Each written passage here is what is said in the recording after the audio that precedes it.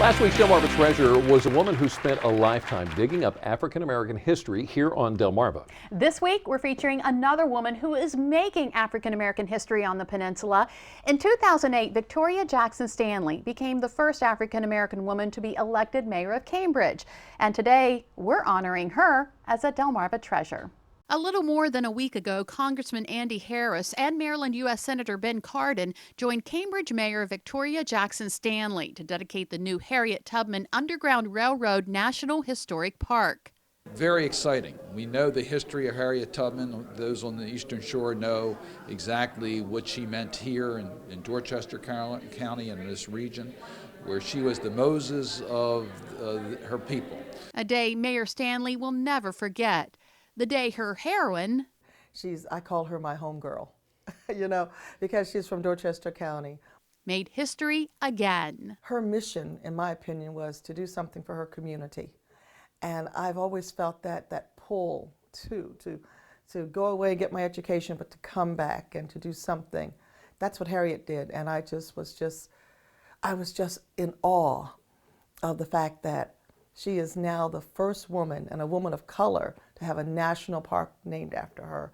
Mayor Stanley and Tubman have a lot in common. In 2008, Stanley was the first African-American woman to be elected mayor of Cambridge, something she says she would never have imagined growing up in a racially charged Cambridge of the 50s and 60s. If someone would have told me I would have been mayor for the city of Cambridge, I would say, "Are you kidding me? No way." Cambridge wasn't ready back then, but Cambridge is now ready for the changes that are coming down the pike. Back then, a civil rights struggle was brewing along these streets. During that time, segregation was here as it was everywhere else. But the fact that my parents isolated me from the horrors of that really made my life different than some of my friends, I believe. But Mayor Stanley would eventually see history play out as the Cambridge race riots broke out in 1963. We saw the civil rights phenomena grow. We saw the National Guards blocking the road. We knew that Pine Street was on fire, and Pine Street was maybe 3 blocks from my house, so I saw the flames. In fact, her father was a civil rights leader who, along with Gloria Richardson Dandridge, led the nonviolent Cambridge movement for equality. We grew up, Mom and Dad were poor. Daddy got blackballed because he was a civil rights leader. So there were tough times for us, but it only infused in us that we must be stronger. Education was the key to our success, my daddy always said. Once you get it up here, I can see him now pointing to his head, they cannot take that from you. And that's exactly what she did. She came back to Cambridge to work and raise a family. In 2008, she ran for mayor. Not only was she elected the city's first female mayor, she was also the first black mayor on the Eastern Shore. Now, in her second term, she says there's still lots of work to be done.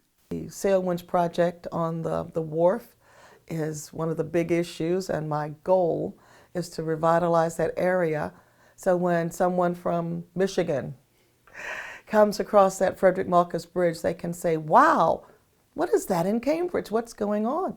Cambridge is not a hidden jewel. We've always been here. It's just now a matter of shining up the jewel that we are and letting people see just what wonderful things that are to offer here. That's the plan for the short term. One of my long-term goals is that every child in Dorchester County, the region, I say the world, know about Harriet Tubman and how she came from a small little area and did big things. And the message is, and you can too. Mayor Stanley says other goals she wants to achieve while in office are to clean up some areas of Cambridge and make more green space for children to play in. She also wants to make City Hall a green building, meaning more environmentally friendly. Oh, so not painted. Not painted green. Not no. painted green. Okay, we'll talk about green. We've got a delicious way to get your greens. Up next, we're learning how to make peppered beef tenderloins on a bed of roasted veggies and potatoes. Plus, we can't have a hearty dinner without a sweet dessert. A little later, we make a sweet and simple creme brulee. And wouldn't victory be sweet? Today we are on the search for strikers. Sean, we need our second clue. All right, Jimmy and Lisa, I'm pulling for you guys on this one. Here's your second clue. This town won the Senior League Softball World Series for Little League back in 2011. Don't worry if you haven't figured it out yet. I still have one more clue to help you out. Delmarva Life, we'll be right back.